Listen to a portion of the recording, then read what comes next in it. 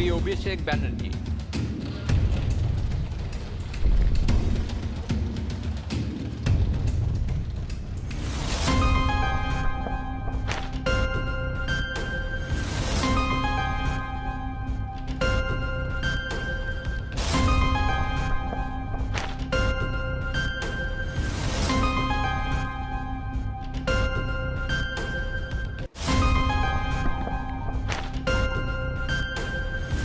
আমি অভিষেক ব্যানার্জি লোকসভার সদস্য নির্বাচিত হইয়া ঈশ্বরের নামে শপথ করিতেছি যে আমি বিধি দ্বারা প্রতিষ্ঠিত ভারতের সংবিধানের প্রতি প্রকৃত বিশ্বাস ও আনুগত্য পোষণ করিব।